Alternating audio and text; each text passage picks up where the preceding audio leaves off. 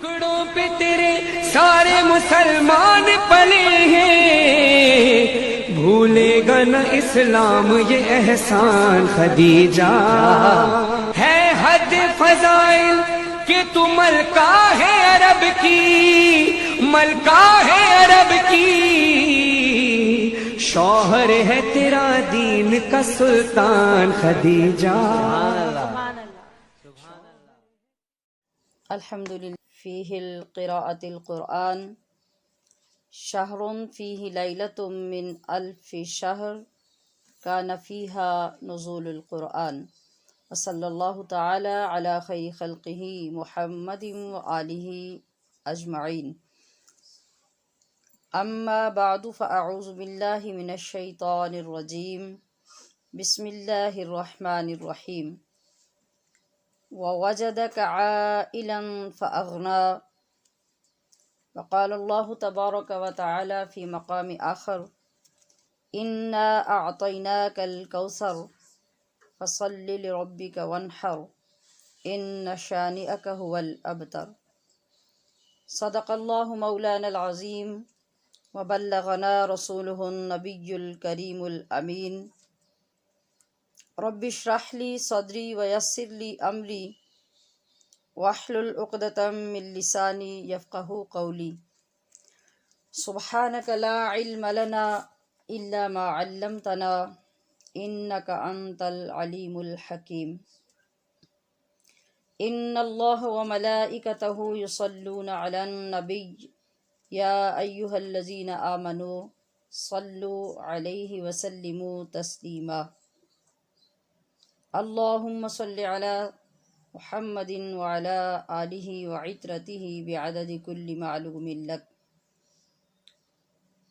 مولاي صل وسلم دائما ابدا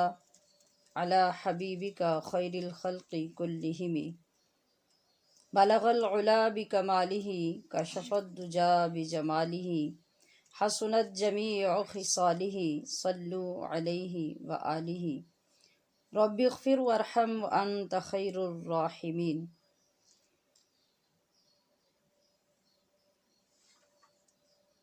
آج اللہ کے فضل و کرم سے رمضان المبارک کا پہلا عشرہ رحمت اختتام پذیر ہونے جا رہا ہے۔ 10ویں روزے کو حسب سابق ایک عظیم المرتبت ہستی کی بارگاہ میں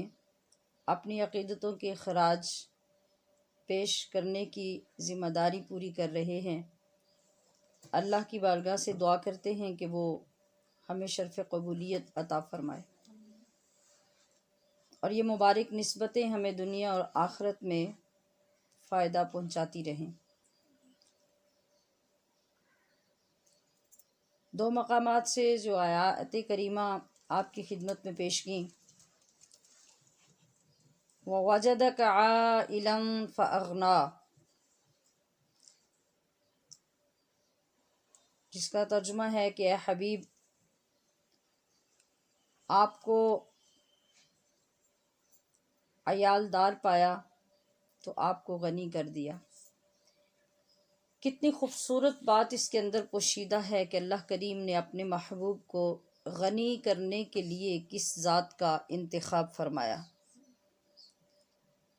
وہی ذات ہیں جن کی بارگاہ میں ہم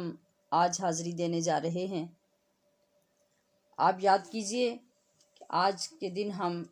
کس ہستی کی بارگاہ میں حاضری پیش کرتے ہیں۔ دوسری جگہ پر اللہ کریم جو ارشاد فرما رہا ہے، اِنَّا أَعْطَيْنَاكَ الْكَوْثَرَ فَصَلِّ لِرَبِّكَ وَانْحَرْ إِنَّ شَانِئَكَ هُوَ الْأَبْتَرُ۔ یہ وہ سورہ مبارکہ ہے جو اللہ رب ذوالجلال نے اپنے محبوب صلی اللہ علیہ وسلم کو اس وقت حوصلہ دینے، دلجوئی کرنے کے لیے اور تا قیامت ایک نوید مسرت سنانے کے لیے نازل فرمائی، جس کا مضمون یوں ہے کہ بے شک ہم نے آپ کو اے محبوب کوثر عطا فرما دی۔ کوثر کی تفاسیر تو بے انتہا ہیں جو ہم آج کے موضوع میں بیان نہیں کر سکتے۔ فصلی لربک وانحر، پس آپ اپنے رب کی نماز پڑھیے اور قربانی کیجیے۔ ان شانئک هو الابتر، تحقیق جو آپ کا دشمن ہے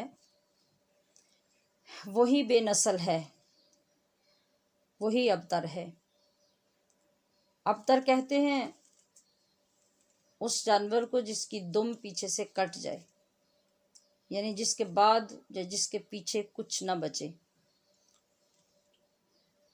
اسی کو بے نسل کہتے ہیں، جس کی نسل جاری نہ رہے۔ پنجابی میں اس کو اوتر بھی کہتے ہیں،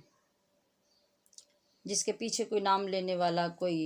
ددھیال ننہال اور عزیز و اقارب میں سے کوئی نہ بچے۔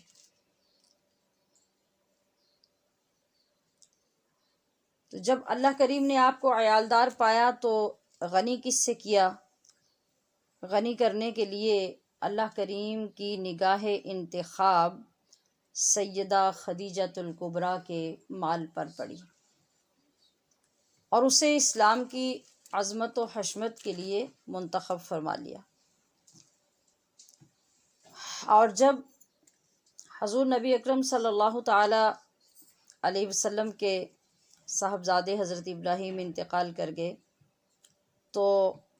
کفار نے خوشیاں منانی شروع کیں اور طعنے دینے لگے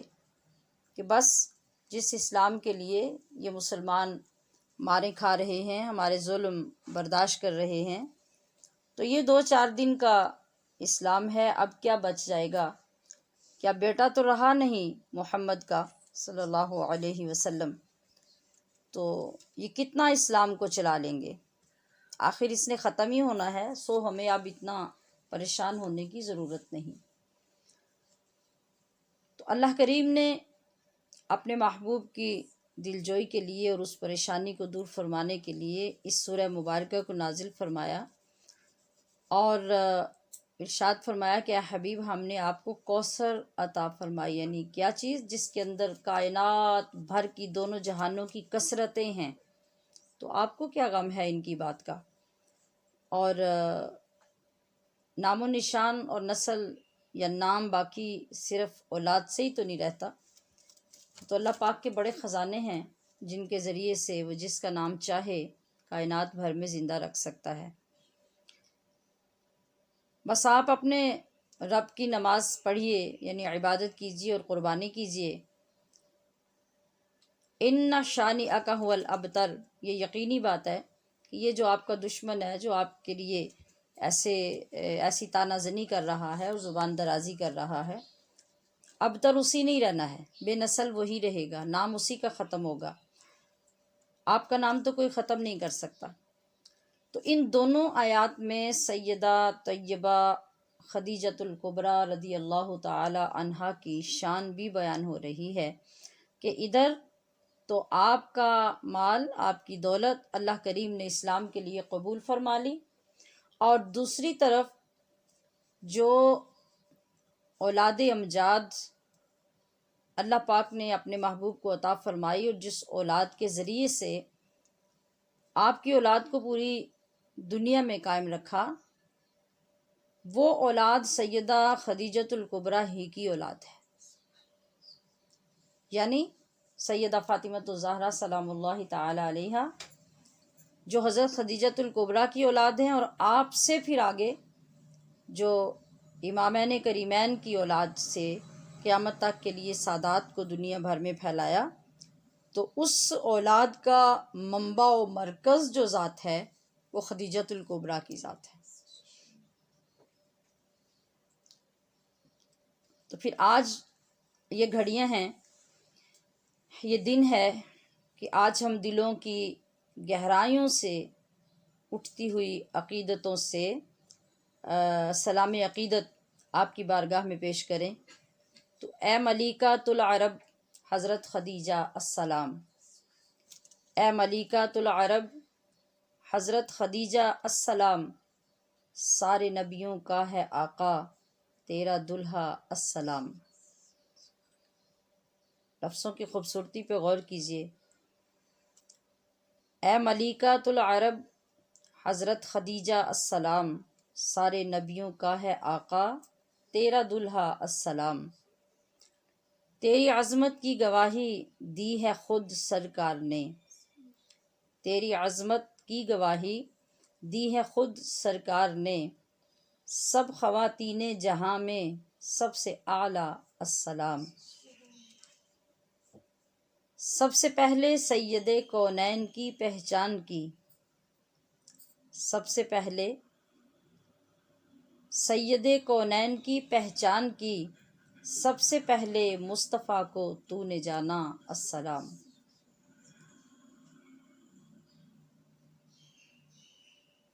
اے ملیکۃ العرب حضرت خدیجہ السلام،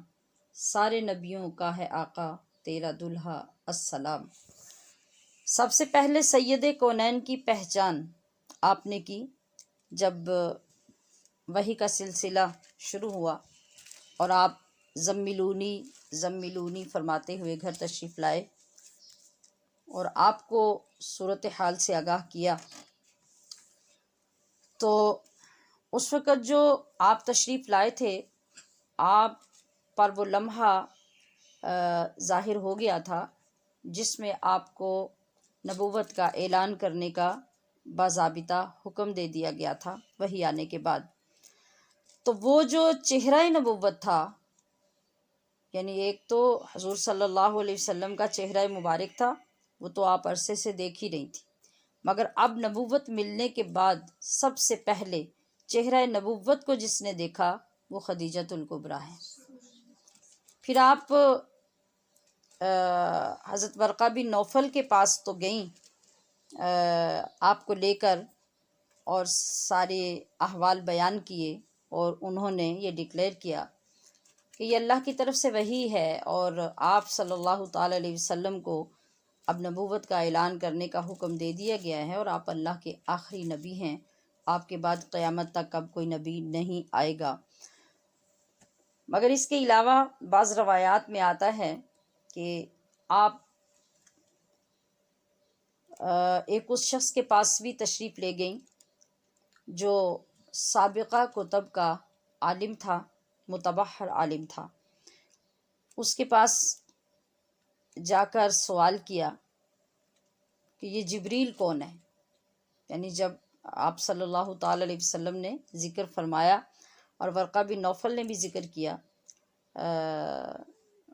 ایک روایت میں ہے کہ وہ آپ کے چچا تھے اور ایک روایت میں ہے کہ وہ چچا کے بیٹے تھے، تو انہوں نے بھی اس چیز کا اظہار کیا، حضرت جبریل کا نام لیا، تو انہوں نے وہاں جا کر ذکر کیا حضرت خدیجۃ الکبریٰ نے کہ جبریل کون ہے؟ تو انہوں نے کہا کہ تمہیں کس نے بتایا جبریل بھی کوئی ہے؟ انہوں نے اپنا ماجرا سنایا۔ اس نے کہا کہ آپ کو مبارک ہو کہ جس شخص کا ذکر آپ کر رہی ہیں وہ اللہ کے آخری نبی ہیں، وہ محبوب ہیں، وہ نبیوں کے سردار ہیں، اور آپ ان کی زوجہ بننے والی ہیں۔ تو جبریل فرشتوں کا وہ سردار ہے اور وہ مقرب فرشتہ ہے جو اللہ کی جناب سے اللہ کے نبیوں کی بارگاہ میں پیغام لے کر آیا کرتا ہے۔ تو آپ کو یقین ہو گیا کہ میں نے آج تک جو کچھ دیکھا، جو خواب دیکھے، جو مجھے الہام ہوئے اور لوگوں نے مجھے بشارتیں دیں، وہ سب سچ ہو گئیں۔ اس لیے شاعر نے کہا کہ سب سے پہلے سید کونین کی پہچان کی اور سب سے پہلے مصطفیٰ کو تو نے جانا السلام۔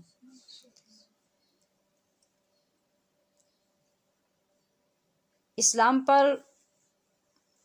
جن دو شخصیات کا احسان ہے اس دور میں جب ابھی کوئی اسلام کا نام لینا بھی گالی سمجھتا تھا، تو وہ دو ہستیاں ہیں، ایک ہیں حضرت ابو طالب اور دوسرے ہیں حضرت خدیجۃ الکبریٰ۔ حضرت ابو طالب کا جو اثر آپ کی شخصیت اور آپ کا جو روب تھا اس نے اسلام کو سپورٹ کیا، اور حضرت خدیجۃ الکبریٰ کی دولت نے، مال نے اسلام کو سپورٹ کیا۔ حضرت سیدنا ابوبکر صدیق رضی اللہ تعالی عنہ فرماتے ہیں کہ جس وقت حضور نبی اکرم صلی اللہ علیہ وسلم سے آپ کی زوجیت کا رشتہ قائم ہوا، آپ کا نکاح ہوا، تو ہر چیز حضرت خدیجۃ الکبریٰ نے آقا دو عالم علیہ السلام کے قدموں پر نچھاور کرنے کا فیصلہ کر لیا۔ اور جب آپ کا نکاح ہوا، بلکہ نکاح کا پلان تیار ہو گیا، تو ورقہ بن نوفل نے حضرت خدیجہ کی جانب سے کعبہ شریف میں آ کر مقام ابراہیم اور چاہے زمزم کے درمیان کھڑے ہو کر اہل مکہ کو جمع کیا اور اعلان کیا کہ خدیجہ کا مال، دولت، لال و جواہرات، اس کی لونڈیاں، کنیزیں، سب حضور صلی اللہ تعالی علیہ وسلم پر نچھاور کر دی ہیں، اور اب ہر چیز کے مالک محمد صلی اللہ علیہ وسلم ہیں۔ حضرت ابوبکر صدیق فرماتے ہیں کہ جب وہ آپ صلی اللہ علیہ وسلم کی ذات کا صدقہ ادا کرتی تو اس طرح چاندی اور سونے کے ڈھیر لگائے جاتے کہ آج تو وہ معمولی سے پیسیز ہوتے ہیں سونے کے، لیکن اس وقت وہ جو اتنے بڑے پیسیز ہوتے کہ جیسے آری اور کلہاڑی سے ان کو توڑا اور کاٹا جاتا، اور پھر وہ ٹکڑے اٹھا کے تقسیم کیے جاتے۔ تو حضرت ابوبکر صدیق فرماتے ہیں کہ جب وہ ڈھیر لگایا جاتا تو میں اس طرف اگر کھڑا ہوتا اور درمیان میں جو ڈھیر لگ جاتا سونے اور چاندی کا، تو اس کے پیچھے والے شخص کو میں دیکھ نہیں سکتا تھا، اتنا بڑا ڈھیر لگتا جو حضور کا صدقہ اتارنے کے لیے حضرت خدیجۃ الکبریٰ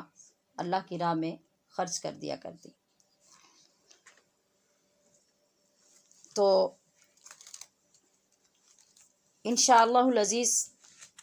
ہمیں امید ہے کہ اس ہستی مکرم کے ذکر سے ہم اپنی بخشش، کفارہ سیئات اور اصلاح کی دولت حاصل کرنے کا جو ارادہ لیے بیٹھے ہیں، اس سے یقیناً رب ذوالجلال ہمیں ہمکنار فرمائے گا۔ کائنات کی صبح ازل سے لے کر روز قیامت کی عورتوں کے لیے حضرت خدیجہ کی ذات، وقار، منارہ عظمت و اجلال، پیکر وفا و ایثار، کوہ صبر و استقامت و استحکام، اور آپ کی پہچان کہ آپ مادر گرامی سیدہ کونین ہیں، ملکۃ العرب، خاتون اول۔ خاتون اول کا تصور لائیے کہ خاتون اول کس کو کہتے ہیں۔ ہمارے ہاں خاتون اول کا نام کہاں متعارف ہے، اور آج ہم یہ سمجھیں گے کہ یہ کیسی خاتون اول ہے۔ طیبہ طاہرہ سیدہ خدیجۃ الکبریٰ، جن کی رحلت کی، وفات کی تاریخ 10 رمضان المبارک ہے۔ آج کا دن حضرت خدیجہ کی رب سے ملاقات کا دن ہے۔ وہ خدیجۃ الکبریٰ جنہیں تاریخ نے اپنے مزاج کے مطابق بڑی شخصیت ہونے کا اعزاز نہیں دیا، بلکہ انہوں نے اپنی جد و جہد، وفا شعاری، قربانی، کمٹمنٹ، ایثار اور فداکاری کے ساتھ تاریخ کے ماتھے کا جھومر اپنی پیشانی پہ سجایا۔ ایسی تاریخ جو طبقہ نسواں میں آج تک اور آج سے صبح قیامت تک روشن اور تابناک دکھائی دے گی۔ جناب خدیجہ نے ایسی بے مثال قربانیاں پیش کی ہیں، اور اس وقت کی ہیں جب انسانی معاشرہ و ماحول صفات رشیدہ اور اوصاف حمیدہ سے بالکل خالی دست تھا۔ ایسے وقت میں حضرت سیدہ انسانیت کی اس بنجر کھیتی پر گھٹائے رحمت بن کر برسیں، اور اسلام کی تعمیر و ترقی کے لیے ایسے شاندار کارنامے سر انجام دیے کہ آج بھی عالم اسلام کے ذرے ذرے سے یہ آواز سنائی دے رہی ہے کہ پھیلا تیرے دم سے رخ ہستی پہ اجالا، اے خدیجہ، اے سیدہ طیبہ طاہرہ، پھیلا تیرے دم سے رخ ہستی پہ اجالا، ظلمات کو ایک صبح ابد رنگ میں ڈھالا، دنیا سے تیری سوچ کا ایک رنگ نرالا، دنیا سے تیری سوچ کا ایک رنگ نرالا۔ اگلا جملہ بہت خوبصورت اور بہت توجہ طلب ہے، بہت گہرائی میں۔ دنیا سے تیری سوچ کا ایک رنگ نرالا، بچوں کی طرح گود میں اسلام کو پالا۔ بچوں کی طرح، یہ کون سمجھ سکتا ہے بچہ کیسے پالا جاتا ہے؟ یہ ہر ماں تصور کرے، پہلے دن سے لے کے جوان کرنے تک وہ بچے کو کیسے پالتی ہے، کن کن مشقتوں سے گزرتی ہے، کون کون سی محبتیں اس کے اندر کار فرما ہوتی ہیں، کون کون سے جذبے امڑ رہے ہوتے ہیں، کتنی قربانیاں دینی پڑتی ہیں، تب بچہ پل کر جوان ہوتا ہے۔ تو سیدہ خدیجۃ الکبریٰ نے اسلام کو اس طرح پال کر جوان کیا۔ دنیا سے تیری سوچ کا ایک رنگ نرالا، بچوں کی طرح گود میں اسلام کو پالا۔ اے شان خویلد، خویلد حضرت خدیجہ کے والد کا نام ہے۔ اے شان خویلد، تیری توقیر بڑی ہے۔ اس بیٹی کی وجہ سے جو حضرت خویلد کو شان ملی وہ کتنی ملی، اور آپ کی لخت جگر کو کتنی شان ملی کہ اے شان خویلد، تیری توقیر بڑی ہے، مریم تیری بیٹی کی کنیزوں میں کھڑی ہے، مریم تیری بیٹی کی کنیزوں میں کھڑی ہے، پائندہ تیرے دم سے نبوت کا حشم ہے، تو محسنہ زندگی شاہ امم ہے۔ ہم دنیا کے وزیروں کی شان کو اگر ملاحظہ کریں، بلکہ ملاحظہ کرتے رہتے ہیں، تو کیا چیز نظر آتی ہے، سمجھ کے آتا ہے کہ وزیر اعظم بنتے ہی اس شخص کی شریک حیات کا سٹیٹس اور پروٹوکول تبدیل ہو جاتا ہے۔ وہ جو وزیر اعظم کا حلف اٹھانے سے قبل اس کی بیوی ہوتی ہے اور خاتون خانہ ہوتی ہیں، وہ فوراً خاتون اول بن جاتی ہے۔ پھر کیا ہوتا ہے؟ عزت، حشمت، رعب، دبدبہ سب بدل جاتا ہے۔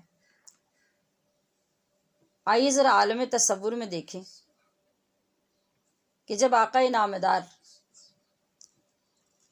مدنی تاجدار، والی کائنات، مالک عرب و عجم، نور مجسم، شفیع معظم،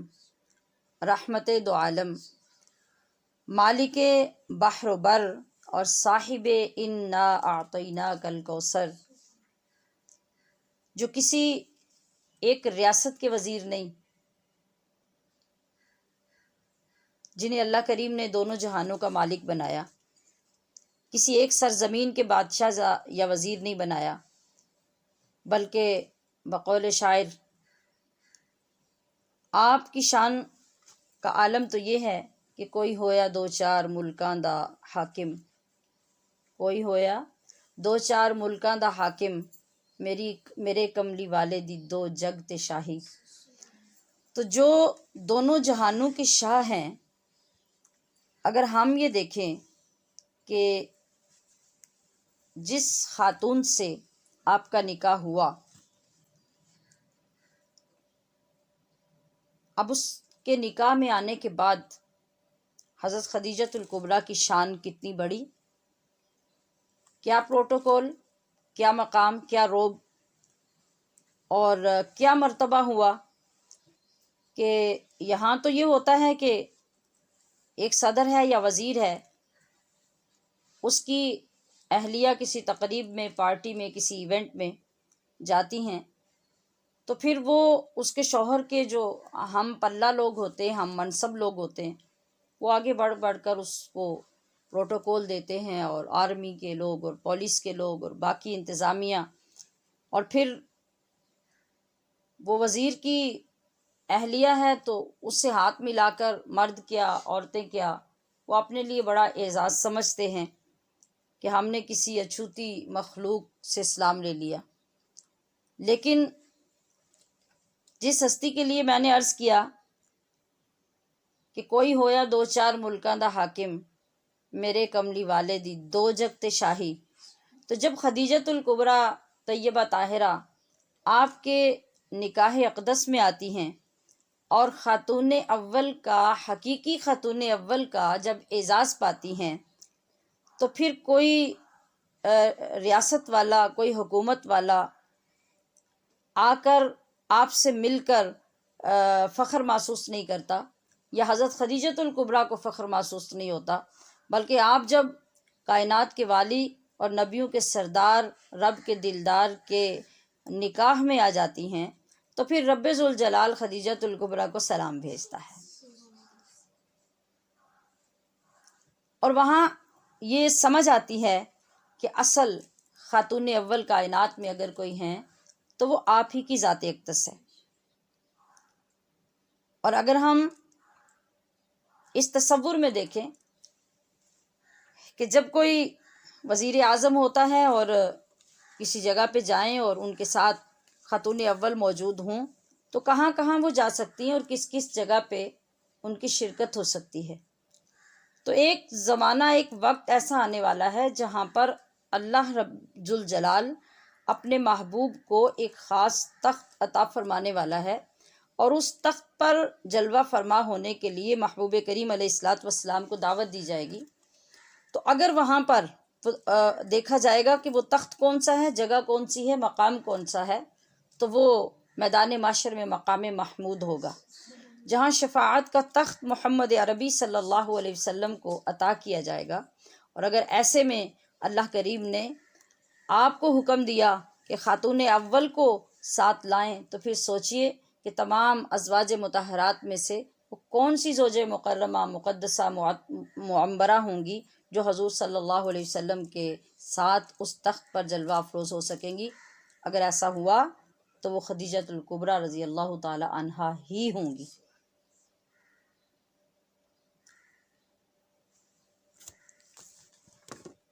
مگر آج ہمارے حالات کیا ہیں، ہمارے ساتھ ٹریجڈی کیا ہے؟ ہم نے اپنی زندگیوں کا جو معیار بنا رکھا ہے اس کو پرکھنے کے لیے یہ مقدس ذاتیں ہمارے لیے کسوٹی ہیں۔ یہی وجہ ہے کہ ہم نے اس سلسلے کو شروع کیا کہ ہمیں ان مقدس ہستیوں سے ملنا چاہیے روحانی طور پر، اور ان کی شان معلوم کرنی چاہیے، اور اپنے خیالات کا اور اپنے معیارات کا جائزہ لینا چاہیے۔ ہمارے لیے آج رول ماڈل کون ہے، ہم کس کو کاپی کرنے کے لیے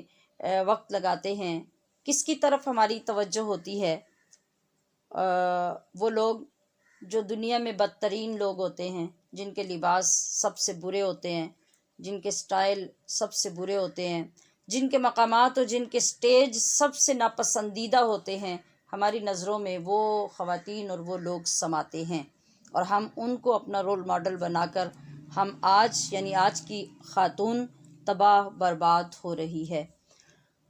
حضور نبی اکرم صلی اللہ تعالی علیہ وسلم نے ارشاد فرمایا کہ کائنات بھر میں اگر قابل تقلید خواتین ہیں تو وہ حضرت مریم ہیں، وہ حضرت آسیہ ہیں، وہ حضرت خدیجہ ہیں، اور وہ حضرت فاطمہ ہیں۔ ان میں سے کسی کو بھی آپ اپنا آئیڈیل بنا لیں گے، یا سب کو بنا لیں گے، تو یقین کیجئے دنیا آپ کو اپنا آئیڈیل بنا لے گی۔ اسی میں ہماری خیر، اسی میں ہمارا بھلا ہے، اور ان خراب راستوں کو چھوڑ کر ان مقدس ہستیوں کی تقلید کی طرف جب ہم آئیں گے تو پھر ہماری دنیا اور آخرت دونوں سنوریں گے، جس کی فکر میں ہم یہ کوشش کرتے ہیں کہ کہ رمضان المبارک کے ان معمر ایام میں ہم ان مقدس ہستیوں کے ساتھ اپنا روحانی تعلق جوڑیں، ان کی بارگاہوں میں اپنی روحانی حاضریاں پیش کریں اور ان کی ارواح مقدسات سے وہ فیض حاصل کریں جس فیض سے ہماری زندگیوں کے معیار، ہمارے خیالات، ہماری سوچیں تبدیل ہو جائیں، ہمارے اندر روشنی آ جائے، نورانیت آ جائے اور ہمیں سمجھ آ جائے کہ اسلام کیا چیز ہے، وہ کتنا بلند دین ہے، کتنا مقدس دین ہے، کتنا پاکیزہ دین ہے اور کتنا جامع دین ہے، جو کسی بھی زمانے میں ہمیں شرمندہ نہیں کرتا، بلکہ آپ جس زمانے میں بھی دین کے ساتھ چل رہے ہیں آپ عزت میں منفرد ہیں، آپ کا ایک اپنا اعزاز ہے اور اسلام آپ کی عزت کو کبھی کم نہیں ہونے دیتا۔ 1400 سال پیچھے چلے جائیں، 1400 سال آگے کو دیکھ لیں، جہاں بھی آپ اسلام کے ساتھ کھڑے ہوں گے اور اسلام کو آپ نے اوڑھنا بچھونا بنایا ہوگا اور ان مقدس ہستیوں کو اپنے لیے رول ماڈل بنایا ہوگا تو آپ ہمیشہ دنیا والوں میں منفرد ہی رہیں گے، آخرت میں بھی منفرد ہی رہیں گے۔ یہی ان لوگوں کی شان اور یہی ان لوگوں کی قربانیوں کا ثمر ہے۔ تو سیدہ خدیجۃ الکبریٰ رضی اللہ تعالی عنہا نے ہر مصیبت میں، ظلم و ستم میں، اسلام کے ابتدائی سخت مشکل حالات میں آقا صلی اللہ علیہ وسلم کے شانہ بشانہ کھڑے ہو کر اور ہر لمحہ آپ کی دل جوئی کر کے، ذرا یاد کیجئے کہ 3 رمضان المبارک کو میں نے عرض کیا تھا کہ حضرت فاطمہ الزہرا شہزادی اسلام، دختر نبی صلی اللہ علیہ وسلم، نور نظر مصطفیٰ صلی اللہ علیہ وسلم، کائنات میں اتنا بڑا مقام کہ آپ کو حضور صلی اللہ علیہ وسلم نے خاتون جنت بلکہ جنت کی تمام عورتوں کا سردار فرمایا، مگر اپنی ذمہ داری، اپنا فرض منصبی وہ کس عاجزی سے ادا کرتی ہیں کہ لگتا ہے کہ جیسے کوئی خاص امتیاز ہی نہ ہو۔ حضرت علی المرتضیٰ رضی اللہ تعالی عنہ باہر سے آتے ہیں یا کسی غزوے سے، جنگ سے واپس آتے ہیں تو آپ آگے بڑھ کر ان کا استقبال کرتی ہیں، ان کے جوتے خود اتارتی ہیں، ان کی تلوار لے کر جو خون آلود ہوتی ہے اس کو خود صاف کرتی ہیں اور پھر آپ کو کھانا کھلانے کے بعد، آپ کو پانی پلانے کے بعد آپ کے پاس بیٹھ جاتی ہیں اور پھر مکمل دلچسپی سے اور تفصیل سے پوری روداد سنتی ہیں اور آپ کی جو مجاہدانہ صلاحیتیں ہوتی ہیں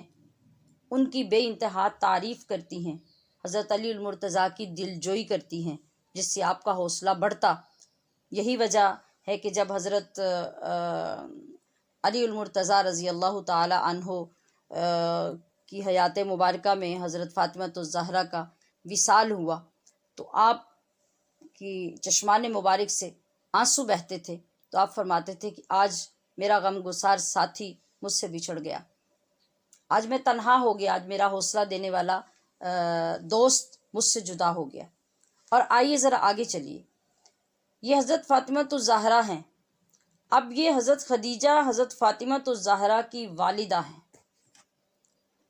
دنیا میں ایک مقولہ مشہور ہے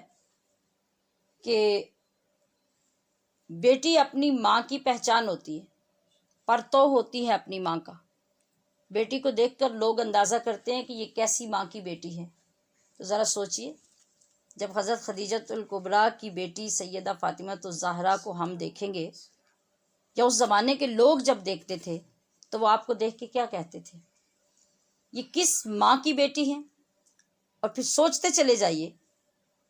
اور ملاتے چلے جائیے کہ حضرت فاطمہ الزہرا جنت کی عورتوں کی سردار ہیں، تو حضرت فاطمہ الزہرا کی اپنی جنت کہاں ہے؟ ڈیفینیٹلی وہ آپ کی ماں کے قدموں کے نیچے ہے۔ اور وہ کون ماں ہے جس کے قدموں تلے جنت کی عورتوں کی سردار کی اپنی جنت ہے؟ وہ خدیجۃ الکبریٰ ہے۔ اور ادھر بیٹی کو یہ اعزاز ہے کہ وہ حضرت علی المرتضیٰ کے لیے اپنی ساری خدمات پیش کرتی ہیں اور اپنے آپ کو بالکل عاجز اور انکساری کا مرقع بنا دیتی ہیں۔ اور ادھر سیدہ خدیجۃ الکبریٰ کا عالم کیا ہے؟ جب کائنات کے والی نبیوں کے سردار تشریف لاتے ہیں کسی جنگ سے، کسی مارکے سے اور باہر کی کسی مصروفیات سے، تو خدیجۃ الکبریٰ آگے بڑھ کر دونوں جہانوں کے سردار کے نالین مبارک اتارتی ہیں اور آپ کی تلوار وہ حضرت خدیجۃ الکبریٰ صاف کرتی ہیں۔ یہ کیا اعزاز ہیں، یہ ہماری سمجھ میں آنے والی چیزیں ہیں، مگر اس کے باوجود وہاں سادگی دیکھیے، وہاں اسلام کے لیے اخلاص دیکھیے، جو چیز ہمارے سمجھنے اور سیکھنے والی ہے۔ مجھے سننے والی ہماری تمام دوستیں، تمام بہنیں جو مختلف شعبہ ہائے زندگی سے تعلق رکھتی ہوں گی، جو استاد بھی ہوں گی، جو ڈاکٹرز بھی ہوں گی، جو پروفیسرز بھی ہوں گی، اور اس کے علاوہ کئی شعبہ ہائے زندگی سے تعلق ہوگا،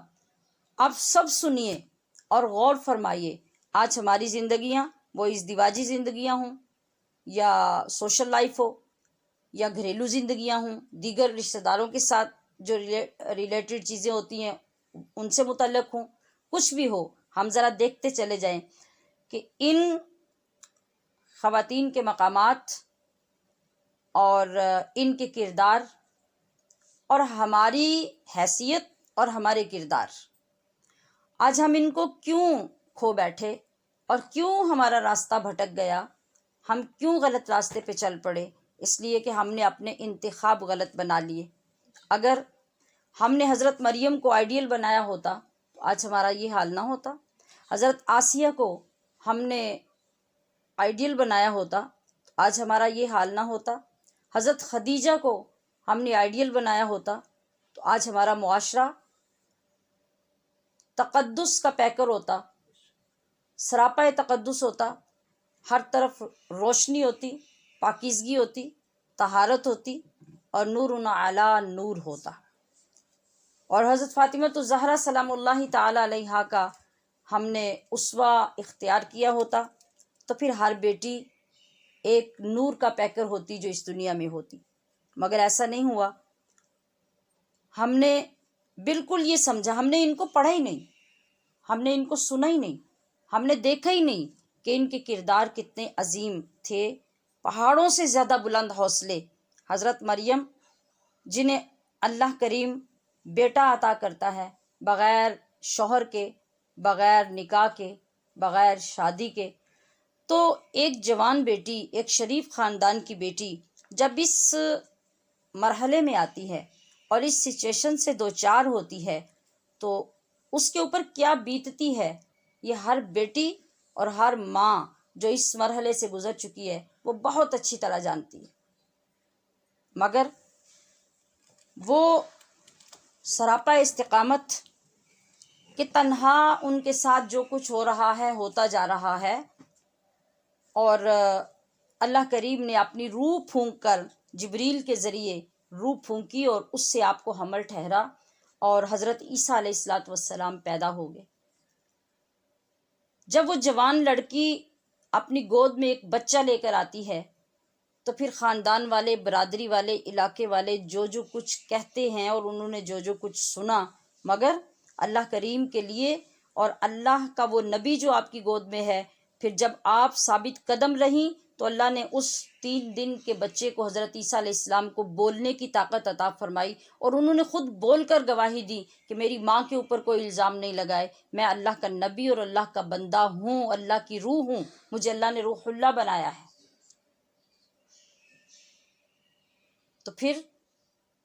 جب وہ ڈاواڈول نہیں ہوئی تو اللہ نے پھر ان کو کیا مقام عطا کیا۔ آج حضرت عیسیٰ علیہ السلام کا زمانہ کہاں، کتنی دور پیچھے، کتنی صدیاں پیچھے ہے، مگر آج بھی بچہ بچہ حضرت مریم کو جانتا ہے۔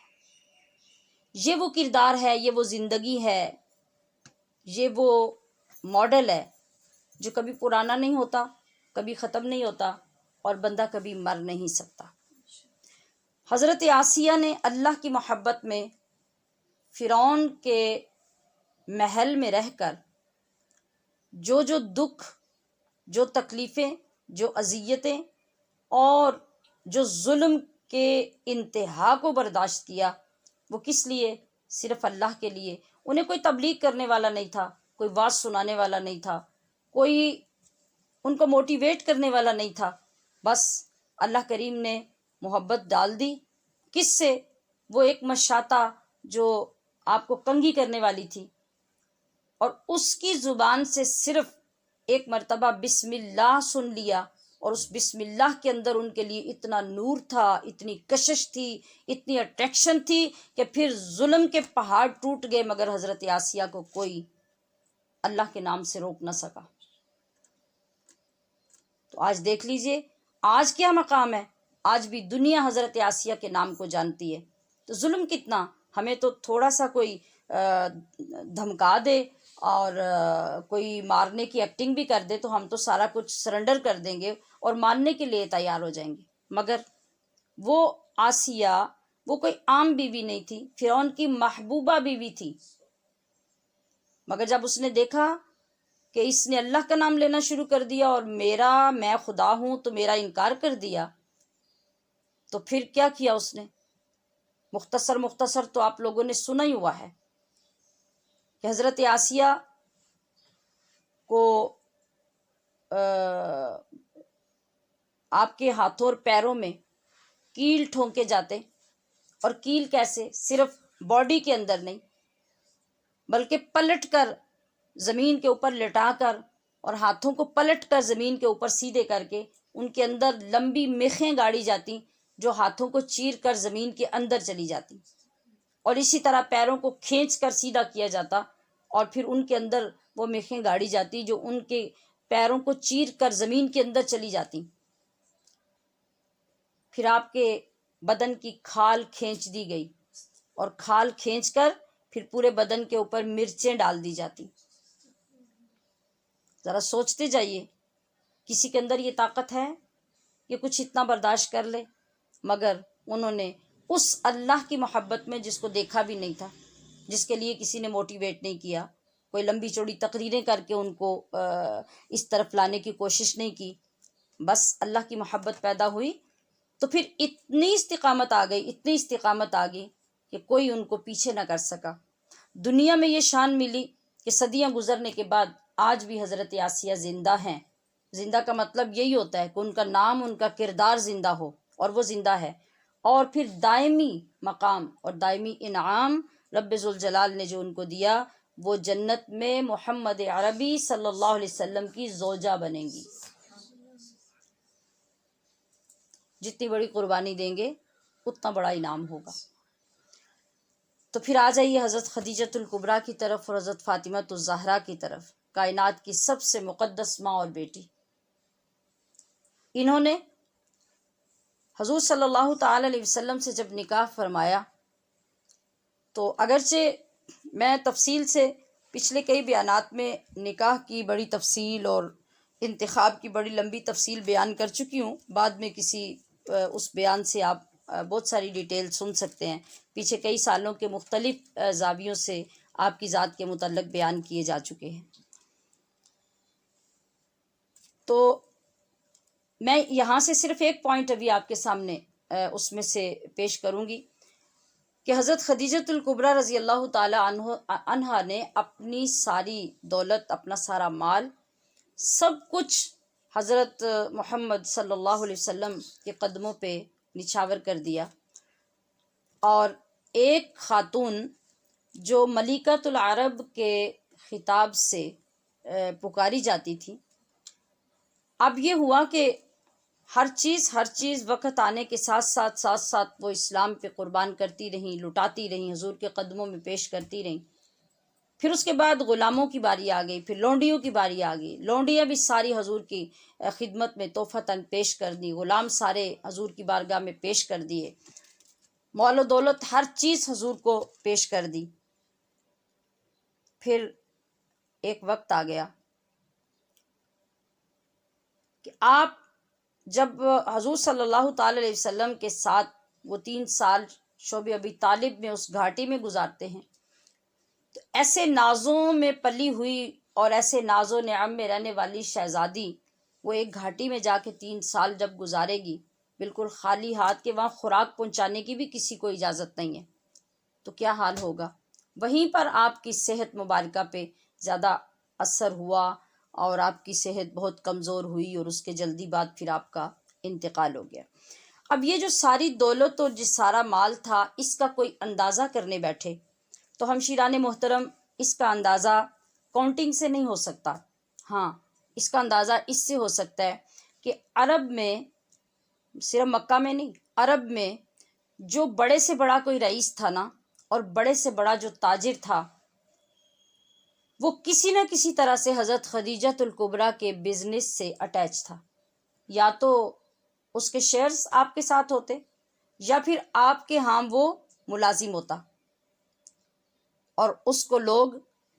عرب کا رئیس کہتے۔ تو جس عورت کے ملازموں اور کاروباری ساتھ جو لوگ تھے اور پارٹنر تھے، ان کا یہ حال تھا، تو جو اصل مالکہ تھیں ان کا حال کیا ہوگا؟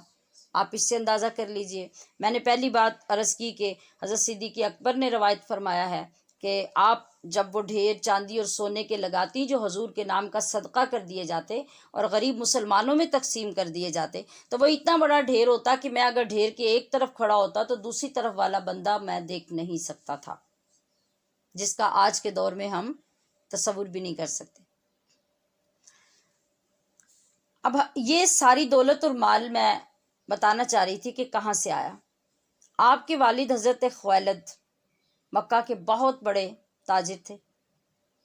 اور بہت پھیلا ہوا کاروبار تھا۔ ان کا جب انتقال ہو گیا تو حضرت خدیجہ ہی آپ کے اولاد میں بہت ذہین و فطین، بڑی دانشمند، بڑی عقل مند اور بڑی مدبر تھیں، تو آپ کے سارے کاروبار کی وارث حضرت خدیجہ الکبریٰ بنی۔ اب جو لطف کی بات ہے، جو انتہائی ڈیفرنٹ اور انتہائی منفرد بات ہے، وہ یہ کہ حضور صلی اللہ تعالی علیہ وسلم کی آمد سے قبل، طلوع اسلام سے قبل، تو وہاں کفر تھا، جہالت تھی، جس میں عورت کو ایک گالی سمجھا جاتا تھا۔ اس دور میں بھی حضرت خدیجہ الکبریٰ کے نام سے بہت کم لوگ واقف تھے۔ آپ کو طاہرہ کے لقب سے پکارا جاتا تھا۔ طاہرہ کون ہوتی ہے؟ آپ تو بخوبی سمجھتے ہیں۔ طاہرہ کا مطلب ہوتا ہے جو بالکل پاک باز، پاک دامن ہو۔ تو زمانہ کفر میں پاک دامن، پاک باز رہنے کا کیا مطلب؟ کہ وہ چیزیں جو فطرت کے اندر ہیں، اسلام دین فطرت ہے نا، تو دین فطرت کا مطلب یہی ہے کہ جو انسان کی فطری طور پہ جو ضروریات ہیں اور جو فطرت اس کی مائل ہوتی ہے ایک صالح انسان کی، وہ ساری چیزیں اسلام کے اندر موجود ہیں۔ جب انسان شر پسند ہو جائے یا وہ شریر بن جائے یا شیطان کے راستے پہ چل پڑے تو پھر تو یقیناً وہ غلط ہی کرے گا اور غلط راستے پر ہی چلے گا۔ تو اس دور میں بھی حضرت خدیجہ کو طاہرہ کہا جاتا تھا، طاہرہ۔ اس کی وجہ کیا؟ کہ آپ اس زمانے کے باوجود نہ تو کوئی کفریہ کام کرتی، نہ کفریہ کلام پڑھتی، نہ کسی ایسے راستے پہ چلتی، نہ بت پرستی کرتی، اور نہ ہی اس دور کی بے حیا عورتوں کی طرح آپ اس طرح سے باہر نکلتی اور باہر جاتی اور بے پردہ نکلتی، اور ایسا کچھ بھی آپ کی ذات کے اندر نہیں تھا۔ ہم دیکھتے ہیں کہ آج ہمارے جیسے لوگ جو ہوتے ہیں ان کے پاس 4 پیسے آ جاتے ہیں جب تو سٹیٹس تبدیل ہو جاتے ہیں، خواہشات بدل جاتی ہیں، اور اٹھنا بیٹھنا، گفتگو کرنے کا انداز تبدیل ہو جاتا ہے۔ مگر وہ کیسی خاتون تھی کہ جس کے مال و دولت کا یہ حال تھا، ہزاروں کی تعداد میں جس کے محل میں غلام اور لونڈیاں رہتے تھے، اس کے اپنے محل کا، اپنی زندگی کا اور اس کی پراپرٹی کا عالم کیا ہوگا۔ تو اس کے باوجود اتنی طہارت، اتنی پاکیزگی، اتنی پاک دامنی، ایسا کیوں تھا؟ اللہ کریم کسی مقدس چیز کے لیے کسی مقدس چیز کو بچانے کی ذمہ داری خود لے لیتا ہے، اور ایسا ہی حضرت خدیجہ الکبریٰ کے ساتھ ہو رہا تھا۔ آپ کی حیرانگی کی انتہا ہو جائے گی کہ آپ اپنے باپ کے اتنے وسیع بزنس کی مالک تھیں، مگر اسلام میں آنے سے پہلے بھی آپ ایک با پردہ، با حیا خاتون تھی۔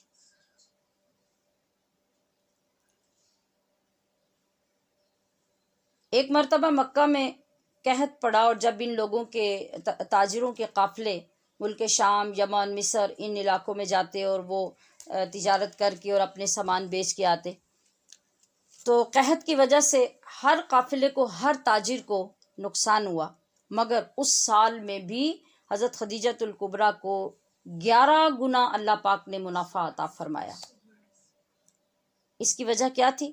وہی آپ کی پاک دامنی، اور اس زمانے میں بھی اپنے آپ کو باحیا با پردہ رکھنا۔ اور ایسے میں مطلب اب آپ یہ سوچ رہے ہوں گے کہ جب اتنا کچھ تھا کہ آپ کسی کے سامنے نہیں جاتی، باہر نہیں جاتی، اور مطلب آپ خود باہر نکل کے بزنس بھی نہیں کرتی، تو پھر اتنے پروفٹس اور اتنا بڑا کاروبار، اس کی ہینڈلنگ، یہ سب کچھ کیسے ہوتا؟ تو میں نے کہا کہ حضرت خدیجہ اپنے والد کی ذہین و فطین، دانشمند، عقل مند، بہت زیرک بیٹی تھی، تو انہوں نے ایسی صورت میں بھی کہ میرے اوپر اتنی بڑی ذمہ داری آ پڑی تو میں گھر تو نہیں بیٹھ سکتی، انہوں نے اس کے لیے بھی وہ راستہ نکالا کہ آپ باہر سے اگر کوئی پارٹی آتی تو اس کی ڈیلنگ کے لیے آپ اپنی جو کنیزیں ہوتی، لونڈیاں ہوتی، یا آپ کے جو غلام ہوتے، ان کے ذریعے سے آنے والوں سے گفتگو کر کے ڈیلنگ کرتی، اور پھر ان کو اپنے کاروبار کا حصہ بناتی، یا پھر جو کمٹمنٹ ہوتی اس کے مطابق وہ اپنا مال ان لوگوں کو دے کر بھیجتی کہ وہ جا کر بیچ کے آتے اور ان کو ان کی کمیشن یا ان کا معاوضہ مل جاتا۔ پر ایسا کبھی نہیں ہوا کہ آپ کبھی چیک کرنے کے لیے صحیح، سپرویژن کے لیے صحیح، اور ایک مالک کی حیثیت سے ٹھاٹ باٹ کے ساتھ صحیح کبھی کسی قافلے کے ساتھ گئی ہوں، یا باہر نکل کر کسی کا سامان چیک کیا ہو، یا خود ڈائریکٹ انوالو ہوئی ہوں، اس کے باوجود اتنا وسیع، اتنا کامیاب کاروبار آپ کا چلتا رہا۔ تو عزیزات گرامی قدر، یہاں ایک لمحے کے لیے توقف کیجئے، سوچئے، اپنے دل کی طرف توجہ کیجئے، ہماری زندگیاں کیا ہیں، کون سے کارنامے ہم سر انجام دے رہے ہیں، اور کون سی بھاری ذمہ داریاں ہمارے اوپر عائد ہیں، جن کی وجہ سے شیطان ہمیں بہکانے میں کامیاب ہو جاتا ہے کہ آپ نے باہر جانا ہے، آپ نے آفس جانا ہے، آپ نے اسکول جانا ہے، آپ نے مارکیٹ جانا ہے، لہٰذا پردہ آپ کے راستے میں حائل ہے، آپ یہ نہیں کر سکتی۔ تو یہ سب کچھ شیطان ہم سے کرواتا ہے اور نفس کرواتا ہے۔ جس وقت آپ اور ہم سب اس بات کا ارادہ کر لیں کہ اتنے بڑے بڑے لوگ، اتنے بڑے بڑے کام جو ہیں وہ اس انداز سے کر سکتے ہیں، تو ہماری تو کوئی کارکردگی ہی نہیں ہے زندگی میں۔ تو پھر ہمارے لیے حجاب کرنا، اللہ کا حکم ماننا جو ہمارے لیے فرض ہے، اور اس گیٹ اپ میں باہر نکلنا اور جا کے اپنے کام سر انجام دینا، یہ کیوں نہیں ہو سکتا؟ یہ سب ہو سکتا ہے، ہم بہت آسانی سے یہ کر سکتے ہیں، اور بات صرف اتنی ہے کہ آپ آغاز فرما دیں۔ جب آپ آغاز کر لیں گی تو اللہ کریم آپ کے راستے خود آسان کرتا جائے گا، خود آپ کے لیے آسانیاں پیدا ہوں گی۔ جب آپ یعنی حجاب کو بھی فیشن نہیں، سٹائل نہیں، صحیح اللہ کی رضا کے لیے، اللہ کے حکم کو پورا کرتے ہوئے جب آپ ایک تقوی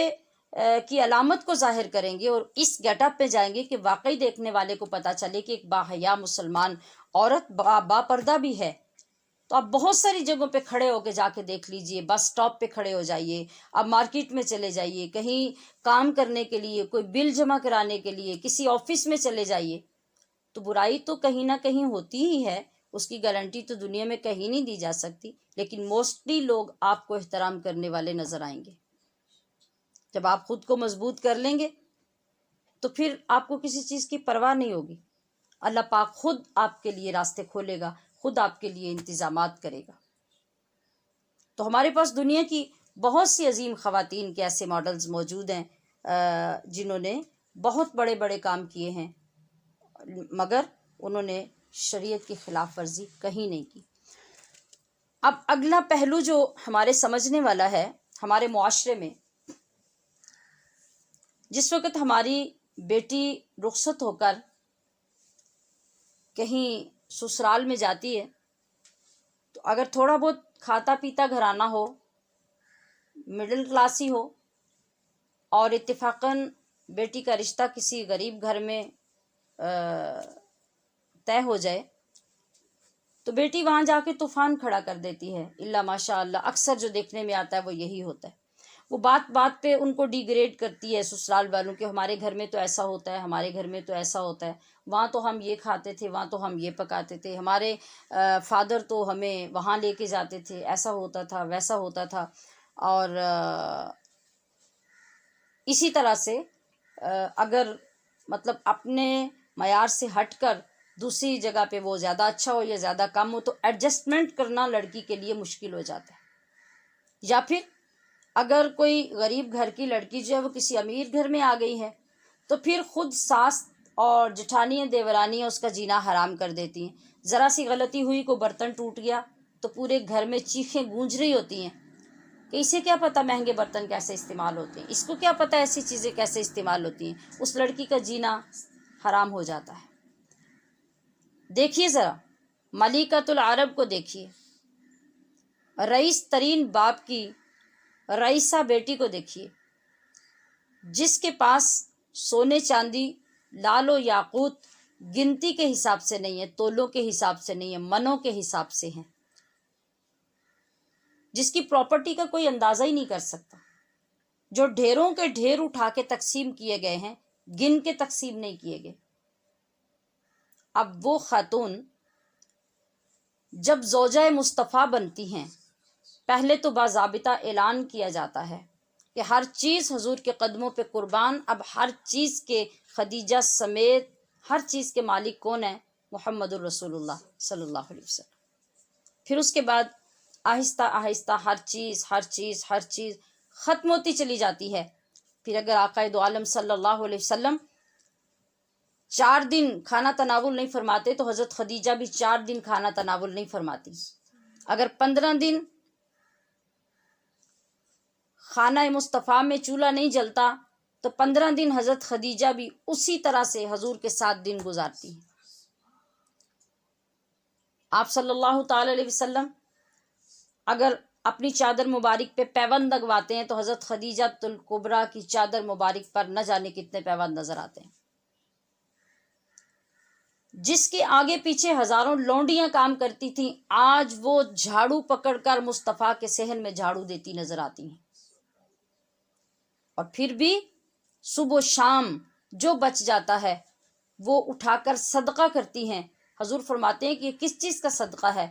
آپ عرض کرتی ہیں کہ یا رسول اللہ، یہ جو اللہ نے آپ کا دیدار صبح اور شام عطا کیا، یہ اس کا صدقہ کر رہی ہے،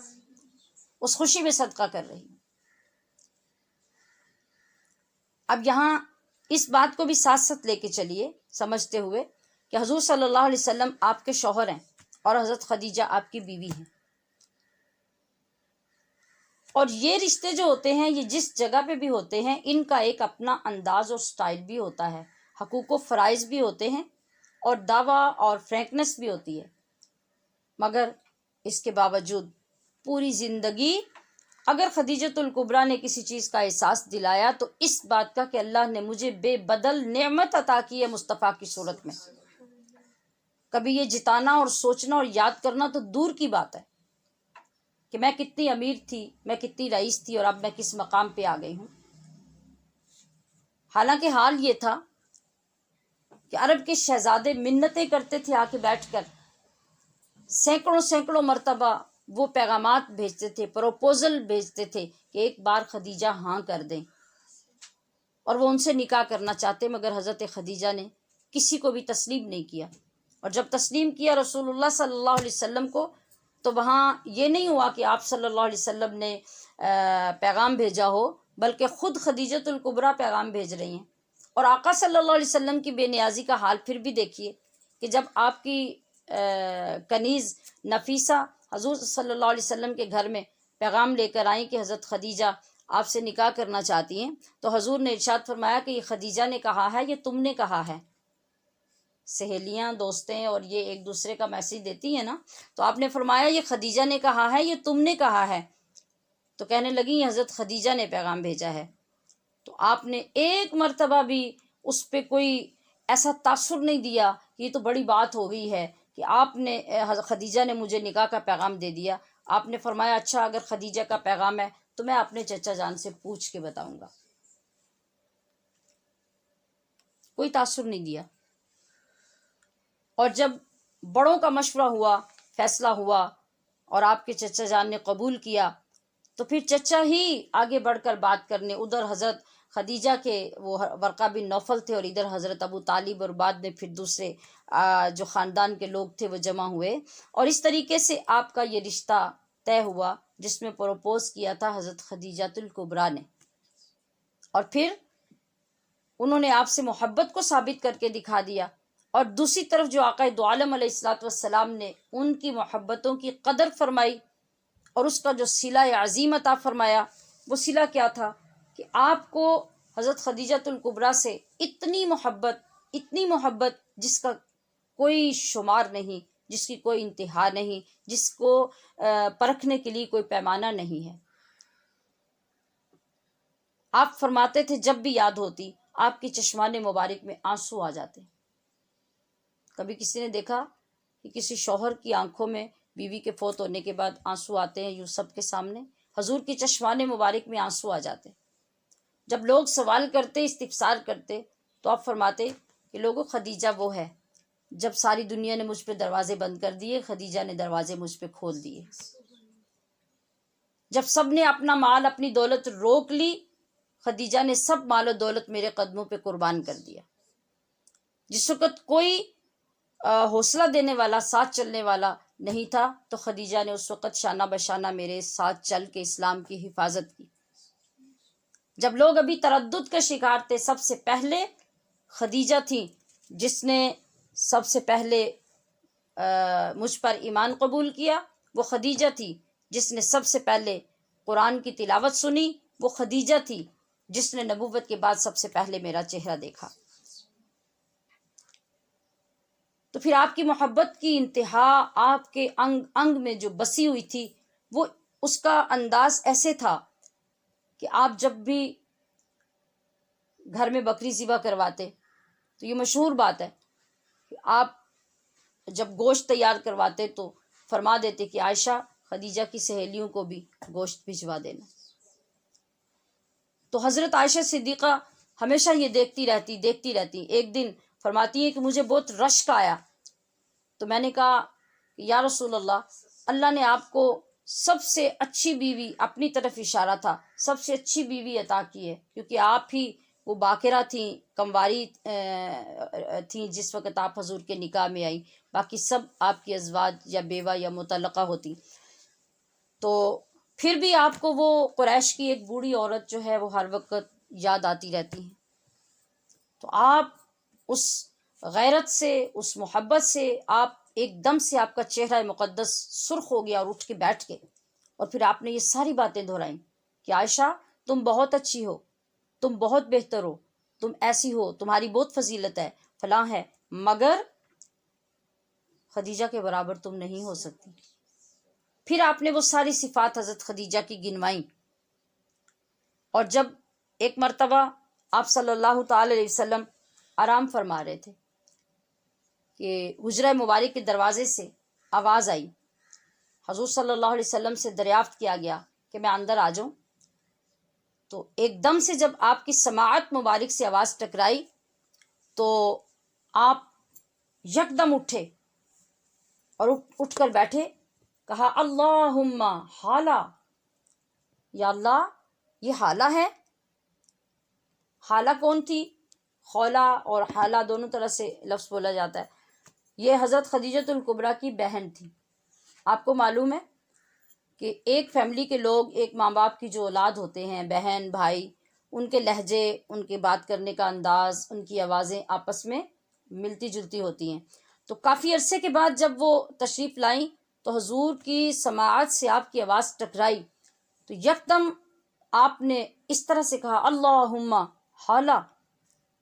یعنی ایسے میں جب ایک بندہ خود کلامی کرتا ہے تو وہ کسی اپنے محبوب ہی کی طرف توجہ کرتا ہے. تو حضور صلی اللہ علیہ وسلم کا محبوب تو رب ہی تھا، اس لیے آپ نے اللہم کہہ کے کہا. یعنی یہ خدیجہ کی بہن ہے. تو آپ کو وہ تمام زمانہ یاد آ گیا جس وقت حضرت خدیجہ ہوتی، وہ بات کرتی، ان کا انداز بالکل اپنی بہن جیسا اور ان کا انداز بالکل ویسا، اور آپ اس طرح سے اضطراب میں آ گئے. پھر ایک مرتبہ اسی طرح ایسا ہوا کہ حضرت خدیجۃ الکبریٰ کے پہلے شوہر سے جو بیٹے تھے، حضور صلی اللہ علیہ وسلم نے ان کو اتنی محبت، اتنی شفقت، اتنا پیار دیا کہ سگے بیٹوں سے بھی بڑھ کر۔ تو ایک مرتبہ ایسا ہوا کہ آپ حضرت عائشہ رضی اللہ تعالی عنہا کے حجرہ مبارک میں اسی طرح آرام فرما رہے تھے، سو رہے تھے، اور مسجد میں، جو ساتھ مسجد تھی، مسجد میں حضرت خدیجۃ الکبریٰ کے بیٹے آئے اور وہاں وہ بولے، یعنی ذرا آواز سے انہوں نے کوئی بات کی، تو حضور سو رہے تھے، سوتے میں آپ کے کانوں میں آواز جب پہنچی تو ایک دم سے آپ اٹھے اور اپنا امامہ شریف، اس کا کپڑا لے کر ہاتھ میں پکڑتے ہوئے اٹھ کے اسی طرح باہر چلنے لگ پڑے۔ تو حضرت عائشہ صدیقہ فرماتی ہیں، میں نے عرض کی یا رسول اللہ کیا ہوا، کیا ہوا؟ آپ فرماتے ہیں کہ تمہیں نہیں معلوم کہ خدیجہ کا بیٹا آیا ہے، بیٹا آیا ہے، بیٹا آیا ہے۔ اس طرح آپ نے انتہائی محبت اور وفور جذبات سے یہ بات فرمائی، اور فرماتے ہوئے مسجد میں چلے گئے خود اس کو ملنے کے لیے۔ اور دوسری طرف کیا ہے، حضرت علی المرتضیٰ ہوں یا حضرت ابوبکر صدیق ہوں یا حضرت عمر فاروق ہوں، انہیں اندر آ کر حضور کو جگانے کی اجازت نہیں ہے، مگر ادھر محبت کا یہ عالم ہے، صرف اس لیے کہ ان سب چیزوں اور افراد کی نسبت خدیجۃ الکبریٰ سے ہے۔ تو حضرت خدیجۃ الکبریٰ نے اپنی عائلی زندگی بھی گزار کر یہ ثابت کر دیا کہ وہ کتنی نفیس اور کتنی اعلیٰ مزاج خاتون تھیں، کہ انہوں نے کس طرح گھریلو معاملات میں بھی، خدمت میں بھی، کام میں بھی آقا علیہ الصلوۃ والسلام کے دل کو جیت لیا، اور ہر قدم پر آپ کا ساتھ دے کر دنیا کی ہر بیوی کو بتایا کہ اگر آپ رضا چاہتی ہیں، خوشی چاہتی ہیں، بخشش چاہتی ہیں، تو پھر ہر اچھے اور نیک کام میں اپنے شوہر کا ساتھ دیں اور اس کی عزت کو بلند کریں، اللہ کریم آپ کو بھی بلند مرتبہ عطا فرمائے گا۔ پھر جب وہ شہزادی اسلام، وہ ملکۃ العرب جب دنیا سے رخصت ہونے لگی ہیں، تو اس وقت کیا عالم ہے کہ وہ عرب کی خواتین میں اعلیٰ ترین لباس تقسیم کرنے والی وہ ملکہ آج جب دنیا سے جانے لگی ہیں، تو حضور صلی اللہ علیہ وسلم سے عرض کر رہی ہیں، حضرت فاطمہ الزہرا کے ذریعے سے، کہ بابا جان سے کہیں کہ وہ جو آپ کے کندھے مبارک پہ چادر ہے، جس کو کئی پیوند لگے ہوئے تھے، آپ وہ چادر مجھے عطا فرما دیں، کہ میں وہ چادر ساتھ لے جانا چاہتی ہوں۔ آپ صلی اللہ علیہ وسلم نے ارشاد فرمایا، کیا خدیجہ،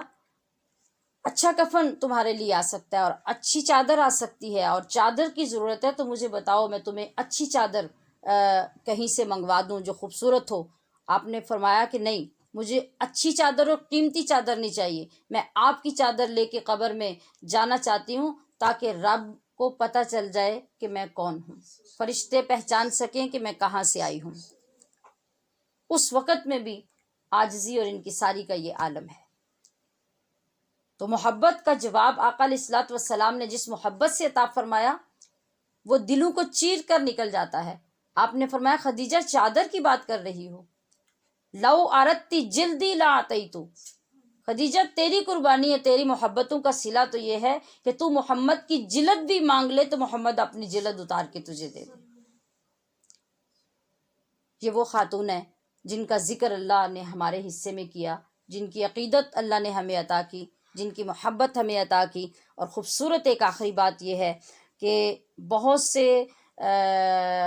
علماء کا، بہت سے اولیاء کا، بہت سے مقربین کا یہ آزمودہ طریقہ ہے۔